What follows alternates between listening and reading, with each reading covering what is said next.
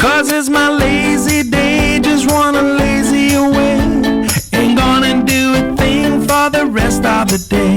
You can try to seduce me, make me wanna play. I don't know about that. I don't know about that.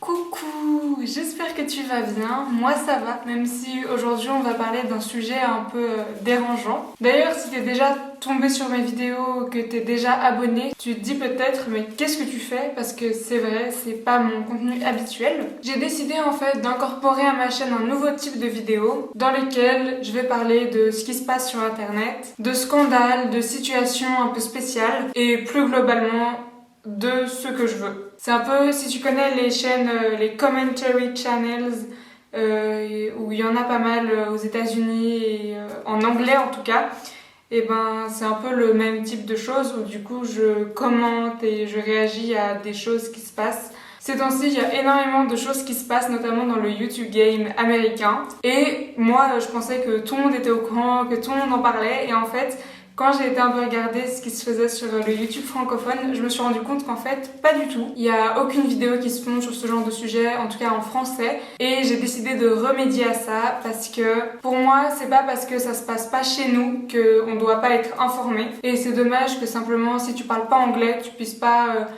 connaître ce genre de situation et tout ça. Et ça reste des situations importantes sur lesquelles tout le monde devrait être informé. Du coup, c'est là que j'entre en scène. Tu peux donc trouver une nouvelle playlist sur ma chaîne, je te la mets juste là. Attention, du coup j'ai marqué drama dans le titre, mais en fait c'est juste parce que je savais pas trop quel autre mot utiliser et que ça reste un mot qui englobe pas mal de choses. Mais je vais pas parler de trucs en mode truc muche à copier machin et maintenant ils sont en train de s'engueuler via story Snapchat. Tout simplement parce que c'est pas quelque chose qui m'intéresse. Ou encore quel youtubeur est en couple avec qui, parce que j'essaye de respecter la vie privée des gens. Mais ce nouveau type de vidéo veut pas non plus dire que je vais arrêter de te proposer le contenu que je faisais jusqu'à maintenant. C'est juste un truc qui vient se rajouter en plus. Donc si c'est pas quelque chose qui te plaît ou quelque chose qui t'intéresse pas, y a pas de souci. Tu peux juste ignorer ce type de vidéo et passer à la prochaine. Y a pas de souci, je vais pas venir te buter dans ton sommeil. Tu peux dormir tranquille. Rentrons dans le vif du sujet. Donc c'est une situation où peut-être que tu en as déjà entendu parler parce qu'il y a aussi eu des articles faits dans des vrais médias, vu que ça a quand même eu une grosse répercussion.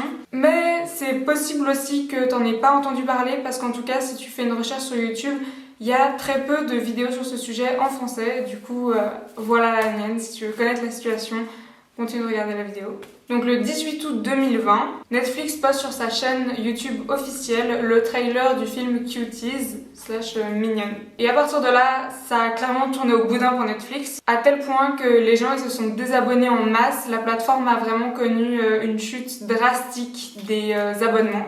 Il y a même eu une campagne sur Twitter et le hashtag Cancel Netflix qui a été en trend. D'ailleurs, le film n'est désormais plus disponible sur la plateforme. Le titre original du film, c'est Mignonne, c'est donc un film français à la base, réalisé par Maïmouna Doucouré. Donc pour clarifier, Netflix n'a pas produit le film, ils ont simplement accepté de le diffuser sur leur plateforme. Et du coup, la sortie sur Netflix était prévue le 9 septembre, sachant que le film en soi, il a participé à des festivals et il a eu une sortie officielle en août. Maintenant, comme il y a une version française et une version internationale du film, donc Mignonne et Cuties, le matériel promotionnel, il était différent, notamment l'affiche officielle. Donc, tu peux les voir juste là.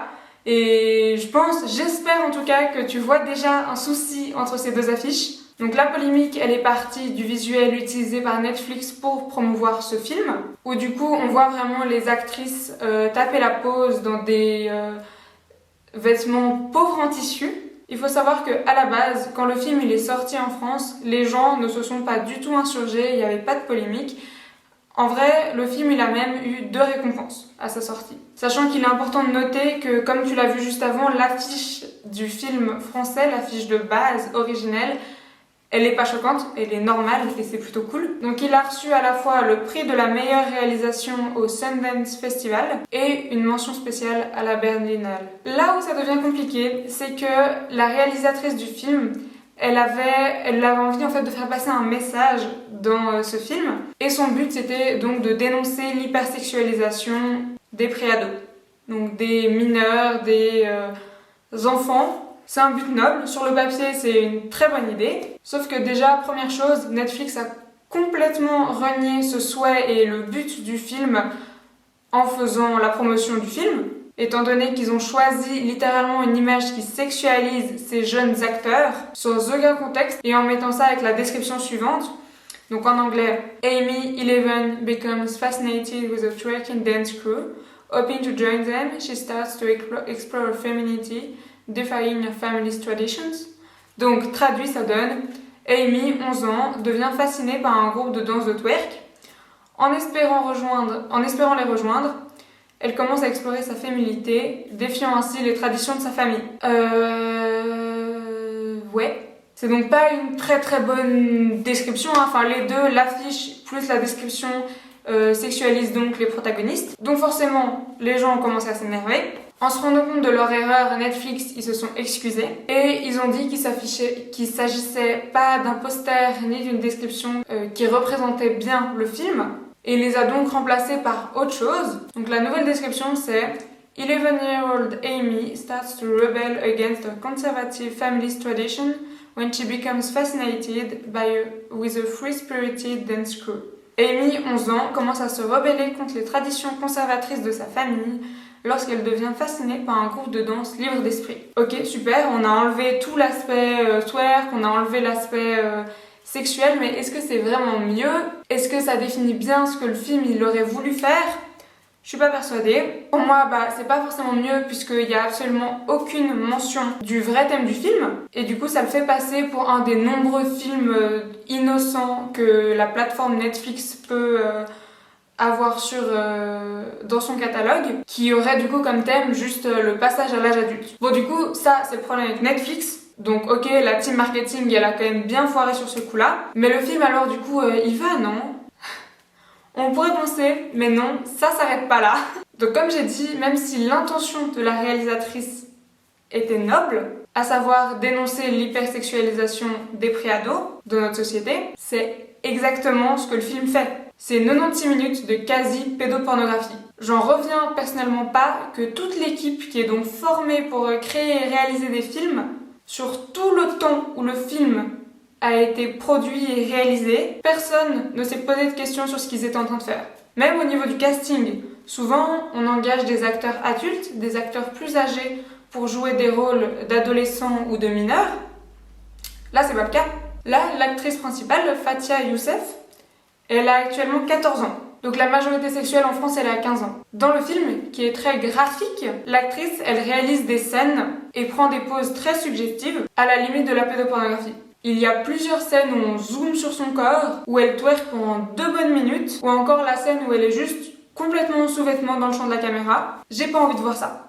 Personne sain d'esprit n'a envie de voir ça. C'est gênant, c'est dérangeant, et le pire dans tout ça, c'est que ces scènes, elles apportent rien à l'histoire du film. Elles sont superflues. On pourrait les enlever et on comprendrait quand même la trame de l'histoire. Pour clarifier, je critique pas l'actrice, c'est pas de sa faute, et même au contraire, j'espère plutôt que elle va bien et tout ça, et que ça l'a pas trop perturbée. On pourrait penser que sur toute une équipe de gens formés pour créer et réaliser des films, ils trouveraient une façon de dénoncer ce genre de choses sans faire subir ce qu'ils sont en train de dénoncer à leur actrice principale, qui, au moment de tourner, est elle-même une préado.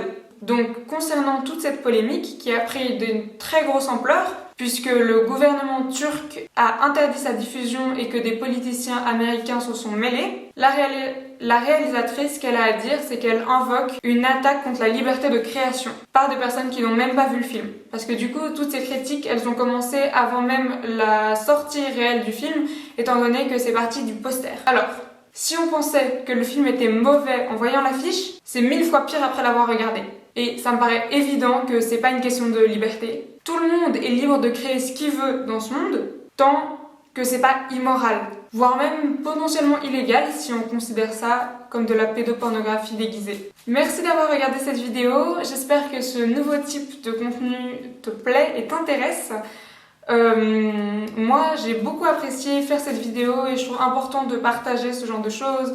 Du coup il y a d'autres vidéos du même type qui vont arriver sur la chaîne et là ça va plutôt être par rapport à des créateurs de contenu et un peu ce qu'ils ont pu faire et tout ça. Donc j'espère que ça va t'intéresser également. Si c'est quelque chose qui te plaît et que tu veux en voir plus, je t'en prie, tu peux t'abonner à ma chaîne pour me soutenir et me montrer que c'est des choses qui t'intéressent. En attendant, prends soin de toi, je te fais des bisous, bye bye.